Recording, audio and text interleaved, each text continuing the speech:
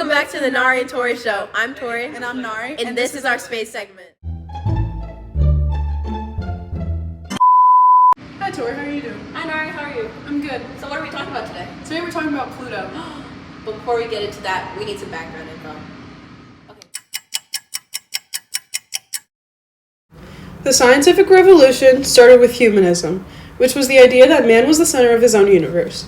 This encouraged people to go deeper into past discoveries. The scientific revolution was a time where scientists went against past beliefs of our world and created modern science. It replaced the old geocentric theory that the Earth was the center of our universe and created a new way of thinking. Nicholas Copernicus used mathematics to prove the heliocentric theory, which states that the planets revolved around the sun and not the other way around. Along with Nicholas Copernicus, scientists like Tyler Brahe, Johannes Kepler, Isaac Newton, and Galileo Galilei heavily influenced the way we think about the universe. Throughout history, the scientific revolution furthered our understanding of the solar system we know today and provided a path for more scientific discoveries to be made. The scientific revolution also led to enlightenment, also known as the Age of Reason and Understanding.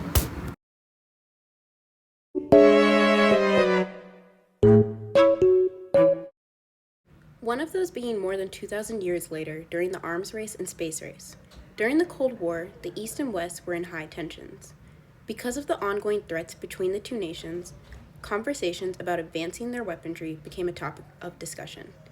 This was the start of a scary competition between the East and West nations.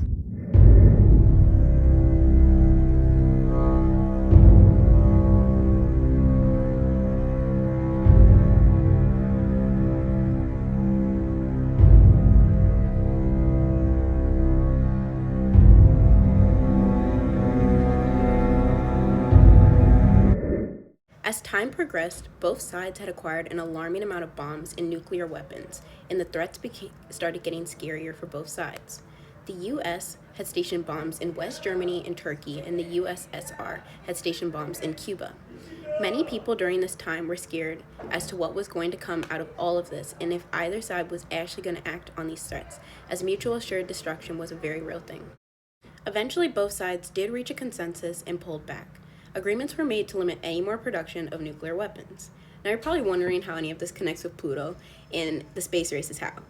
Another significant event during the period of the Cold War was the space race. It was a battle between the Soviets and the US to see who could successfully make it to the moon first. It honestly was about superiority and domination of technology, but that's a conversation for another time. Anyways, because of the technology used to power the arms race, it helped launch the space race and helped make big advancements in our understanding of astronomy. Sending rockets into space with satellites on them showed scientists that they could also do it with nuclear missiles.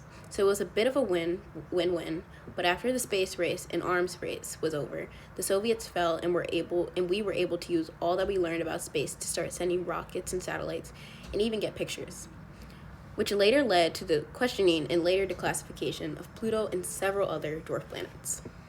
Okay, so on today's episode, we have Pluto here. And we have a couple questions for her.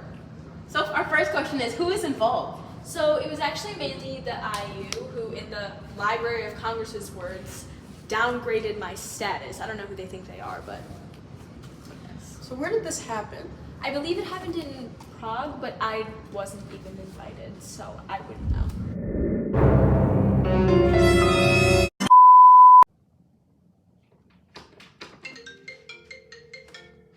Mars. Hey Mars, what's up? Wait. Slow down. I can't understand you. What? Wait. Say that again. I'm not sure if I'm understanding you.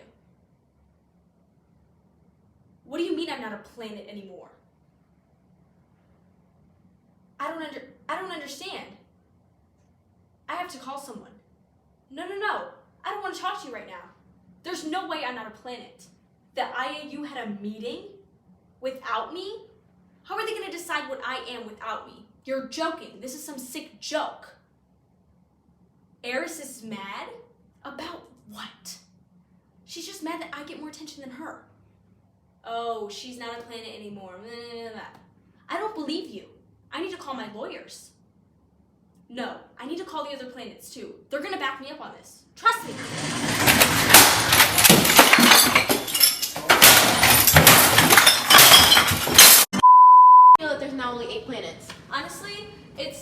discrimination against, smaller objects, and I don't really stand for that, so I think NASA needs to fix what they're doing. Interesting. So what reasons did they give you for declassification? Honestly, it was mainly that I don't orbit the sun, but I do, so I don't really know if they know what they're talking about. Also, I kind of run on a different type of energy. It's mechanical instead of gravitational, but I just like to do things my own way. I'm just a little bit different, so again, that's NASA's issue. We're still here with Pluto. Pluto, how do you feel that you and Eris were declassified as planets? Honestly, I feel like she deserved it too since I got cut. Well, you know what? We have a special surprise for you today. We actually invited Eris to our show. Eris, come on in. Yeah, I heard what you said about me. I heard what you said about me. I remember thinking, I'm about to be.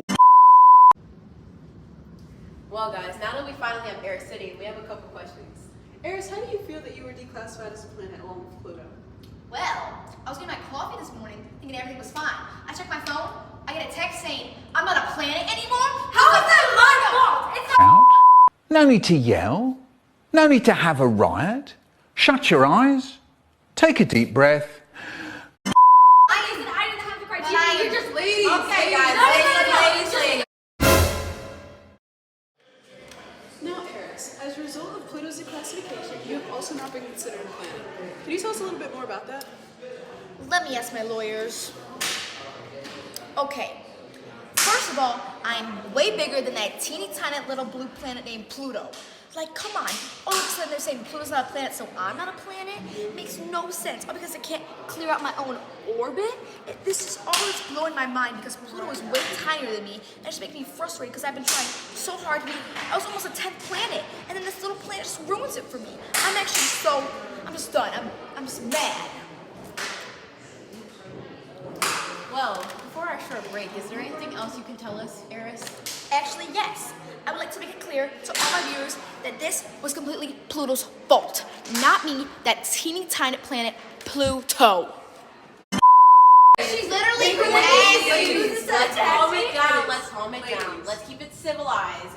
Neither of you guys It are was my planets at question this time. anyways. It was my Neither question. of you guys are planets at this moment. So let's talk more of your account. But like, who even are you? Nobody knows your name. Cut the camera, cut the camera. A few moments later. You know, I was one of the largest dwarf planets, and this little itty bitty Pluto made me lose my job. Made me lose my job as a planet, and I'm sick of it. I'm tired. I'm the biggest one out there. I'm the most well known. Losing it to this little itty bitty blue planet, I'm done and I'm mad.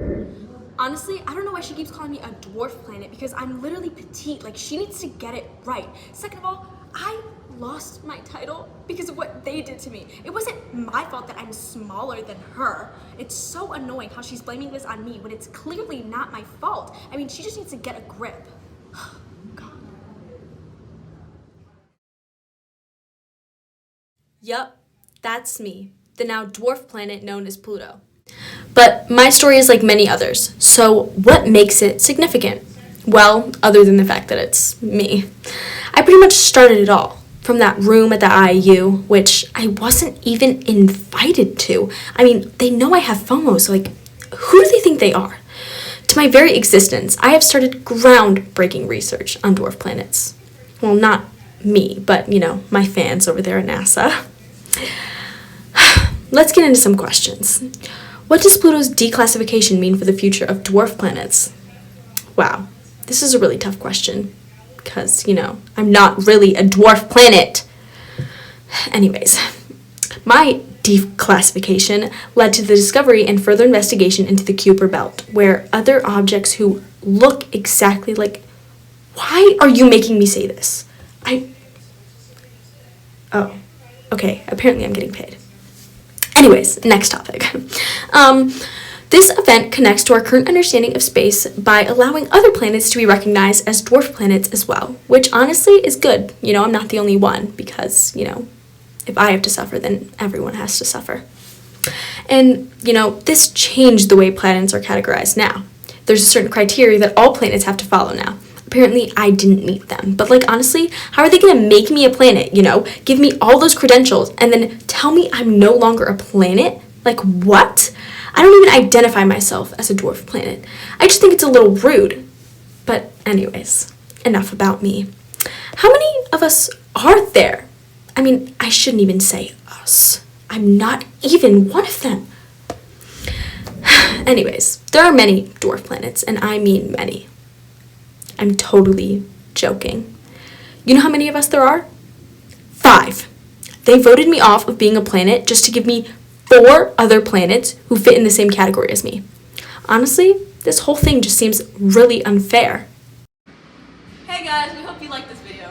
We hope you learned something about history and space. Okay. Alright. What?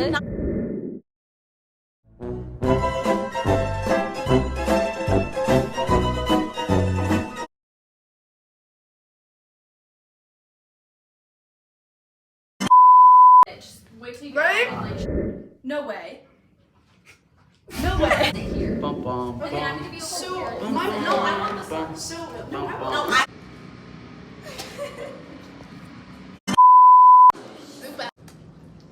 And we have a couple of questions for you today. So, hey guys. Okay, let